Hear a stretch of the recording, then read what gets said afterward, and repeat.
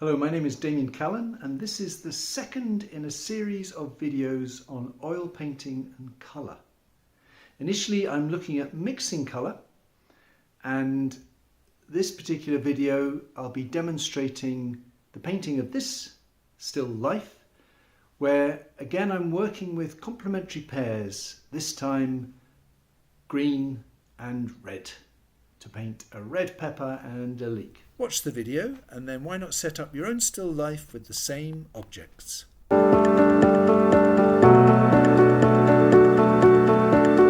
So we begin with a 12-point colour wheel with the complementary opposites of red and green highlighted. And as we saw with the previous video, when we mix together complementary opposites, they cancel each other out, they neutralise each other. So to make a dark red, I add a bit of the complementary green. So I lay out my palette and I've got two blues, a cerulean blue and an ultramarine, and from these, together with cadmium yellow, I'm going to make the different greens. So I begin the whole process by mixing a number of colours for the leek and for the pepper, and by mixing the cerulean blue and the cadmium yellow with different degrees of white, and as I add the white I add more yellow. I can mix some of the colours of the body of the leek, and you can see as I mix this range of gradually lighter colours down to the sort of white of the base of the leek, I compare the mixtures on my palette knife with my subject, and although it looks white, I've actually got a little bit of the green mixed in with that white, so it's a very pale green. Now I'm making some of the shadow colours, and by mixing the complementary opposite of the cadmium red to these different greens, beginning with that pale, very pale green at the base of the vegetable, I can make the appropriate shadow colours. So the light areas of the vegetable are colourful, they are more green and yellow, and then the shadows are darker, but they are also less colourful. So I need to neutralise that green. I need to make it less colourful, and I do that by adding its complementary red opposite. Now for the top of the leeks, I'm using the other blue, the ultramarine, because the ultramarine is the warm blue, and by mixing it with the cadmium yellow, I can make that different, effectively warmer colour for the top of the leaves. They need some white as well because parts of them are lighter, and you can see that the white dilutes that green a bit. Now to make the shadow colour, I'm adding my complementary opposite of cadmium red, and that gives me the colour of the leaves in shadow, which is darker and less colourful than the lighter areas.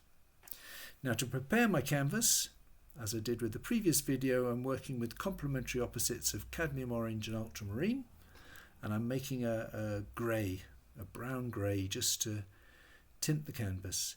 If I want to see the effects of different colours on each other, this is much easier to see if you work on a not white surface.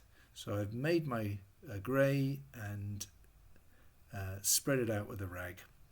Now I'm making a darker mixture, a darker grey brown, with which I'm going to sketch out some outlines for my subject.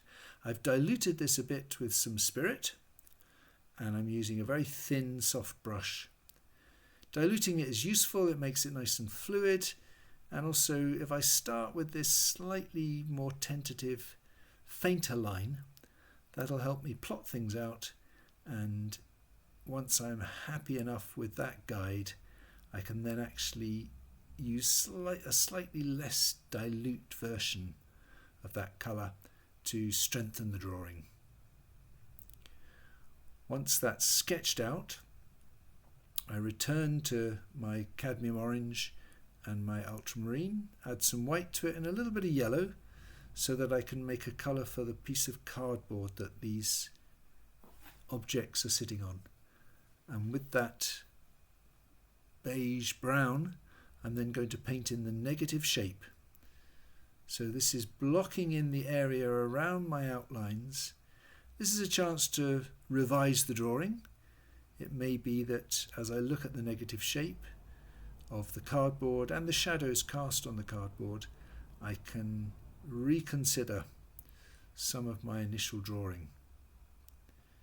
It also means that I'm better prepared now to apply colour to the fruit and vegetables, and I begin with the body of the leek and the sort of mid colour, and then I've put a shadow along that colour. So this is blocking in, and it's only really once these colours are seen side by side that I can see how well I've judged the mixtures, and there may well be some refinements and adjustments that I need to continue to make.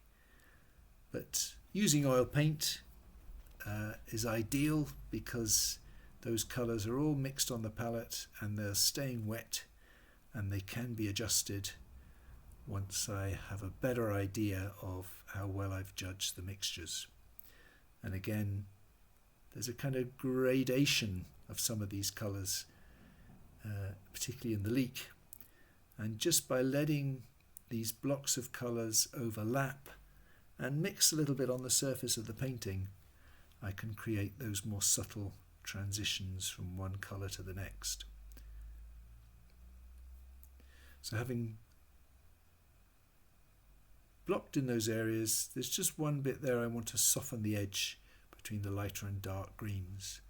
Now I'm mixing some colours for the pepper, and I've started with cadmium red, but when I compare it with the pepper, it's not quite warm enough. It needs some cadmium orange and a little bit of white to get what is the main light colour, not the highlight and not the shadow, but the main lighter colour. For the shadow areas, I start with the cadmium red, and I add a little bit of green made from ceruleum and cadmium yellow in order to make the darker red of the shadow the darker and the less colourful, or the more neutralised red of the shadow part of the fruit. And I'm blocking in the shadow first. It's always useful to look with your eyes half closed, and you can see then a clearer pattern of light and shadow in your subject. And then, having blocked in the shadow, I then put in the main lighter areas. And I'm going to leave a few gaps for the very light highlight.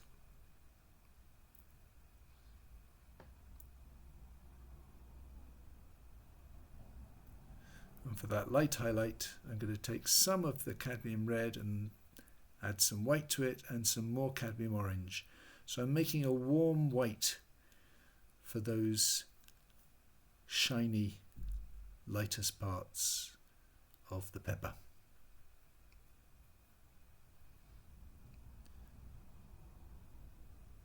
And finally, the stem of the pepper. I've used the same dark that I used for the dark leaves of the leek, but it has a slightly yellower, even a stronger green to its central part where the light catches it. And so I've used something of the mixtures for the leek, plus a bit of extra yellow for the very light parts. And a few adjustments just to eliminate some of the outlines, and a strengthening of the shadows. Again, these are things that are more obvious at this stage of the painting, because now the colours are all working on each other and can be observed. So there we are, complementary red and green working together